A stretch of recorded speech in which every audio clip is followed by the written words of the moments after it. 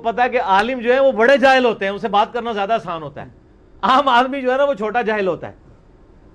تو ایک بڑے جاہل نے کہا کہ میرے لیول کا کوئی جاہل لے کے آؤ تاکہ میں اسے کہانی کرا سکوں. تجھے تو میں کرا نہیں دیتا، تو چھوٹا جاہل ہے. اصل میں مطلب یہ تھا اس کا، یہی مطلب ہوا نا. جو بندہ ایک عام بندے کی بات کا جواب نہیں دے پا رہا، جو کہہ رہا مجھے عربی نہیں آتی ہے، میں آپ سے پوچھ کے، کہتے ہیں بزرگوں سے پوچھ کے، اب تو بزرگوں سے پوچھ کے ان کے ساتھ پوچھ کرتے ہیں یہ سارے. اچھا، اور وہی مجھے سنانے لگے، کہتے ہیں ایک پنڈی میں ایک مفتی ہیں بہت بڑے، ان کے بڑے مشہور ہیں، میں نام نہیں لیتا، میں اشارہ کر دیتا ہوں، دیوبندی ساروں کو پتہ ہے، وہ اس روئے عرض پہ ان کے بڑے مفتیوں میں سے ہیں، وہ پھر بالکل پرسنل بات ہو جائے گی. پنڈی صدر میں آپ کے ایک مفتی صاحب ہوتے ہیں دیوبندیوں کے، ٹھیک ہے جی. ان کی جو ان کے نام کے ساتھ جو ان کی کاسٹ آئی ہے نا، وہ توئیں سے شروع ہوتی ہے، بس اتنا میں بتا دیتا ہوں، ان کو پتہ چل جائے گا کون ہے. اچھا، وہ کہتے ہیں جی میرا ایک آفس کا کلیگ ان کے پاس پکڑ کے لے گیا.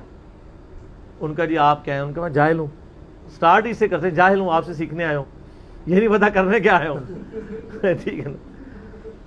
تو کرتے کرتے انہوں نے اسی طرح کہتے ہیں، میں نے اس کو کہا کہ منہج کیا ہے، یہ وہ فارمولہ ہاتھ لگ گیا نا سر. تو اس نے کہا کہ اچھا یہ بتائیں سورہ فاتحہ کے بارے میں. وہی والی پورا ایپیسوڈ رپیٹ ہوا.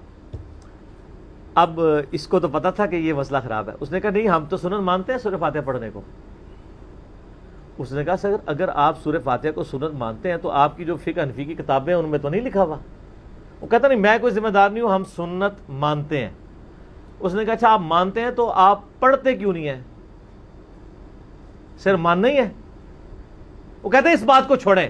وہ بیسیکلی مناظرہ کر رہا تھا، ہاں میں نے مان لیا، آپ کو اگلے ٹاپک پہ آؤ، ادھر میں تمہیں ٹھبی دیا، ادھر تو تم نے ٹھبی دے لی نا. لیکن اس کو پتہ نہیں تھا، وہ پڑھا لکھا بندہ تھا. اس نے اپنے ساتھی کو کہا کہ ٹھیک ہے یہ مان رہے ہیں نا، آندہ سے یہ پڑھتے نہیں پڑھتے تم نے پڑھا کرنی ہے، اٹھو ہمارا مسئلہ حل ہو گیا. فقہ حنفی پوری ختم. ایک فاتحہ دے مسئلے ہوتے ہیں، مسئلہ ہی ختم ہو گیا نا. تو اس نے کہا کہ آپ کو یہ ہو سکتا ہے ایک لوز بال مجھے بھی دے، میں بھی ایک فل ٹاس پہ چھکا مار دوں. نہ سر، اسی 6 چھکے مارنے ہیں، اس کے بعد ختم. ٹھیک ہے نا، ضرورت ہی نہیں رہتی. ٹھیک ہو گیا. علی بھی اگلا سوال ہے، کیا انڈا توڑتے ہوئے بسم اللہ اللہ اکبر پڑھنا ضروری ہے؟ یہ بڑا جو ہے نا وہ عیارانہ قسم کا سوال ہے. بیسیکلی وہ اب یہ سوال کا جواب پوچھتے ہیں، کون لوگ پوچھتے ہیں؟ جو کہتے ہیں جی پورا دین ہمیں ہمارے بزرگوں نے بتایا ہے. کہاں کتاب و سنت میں لکھا ہوا ہے کہ انڈا حلال ہے یا حرام ہے؟ پہلے تو یہ کہا کرتے تھے. تو میں نے بخاری مسلم سے ثابت کیا کہ نبی علیہ السلام نے فرمایا جو شخص جمعے والے دن پہلی گھڑی میں آتا ہے اسے اونٹ نہر کرنے کا ثواب ملتا ہے، جو اس کے بعد آتا ہے اس کو گائے ذبح کرنے کا ثواب ملتا ہے، جو اس کے بعد آتا ہے اس سے بھیڑ یا دمبا یا بکری ذبح کرنے کا ثواب ملتا ہے، جو اس کے بعد آتا ہے اس کو اللہ کی راہ میں مرغی ذبح کرنے کا ثواب ملتا ہے، اور جو اس کے بعد آتا ہے اس سے انڈا صدقہ کرنے کا ثواب ملتا ہے. تو صدقہ حلال مال کا ہوتا ہے. لہٰذا بخاری اور مسلم دونوں میں حدیث سے ثابت ہو گیا کہ انڈا حلال ہے. ٹھیک ہے.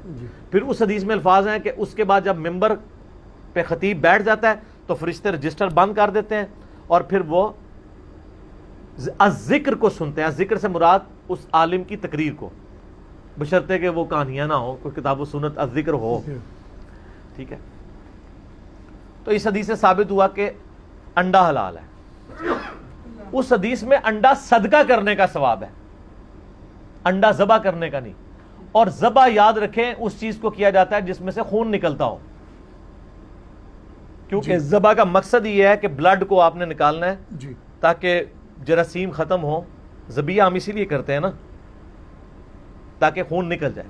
جھٹکے کا گوشت مسلمان اس لیے نہیں کھاتے کہ اس میں وہ معاملہ نہیں ہوتا.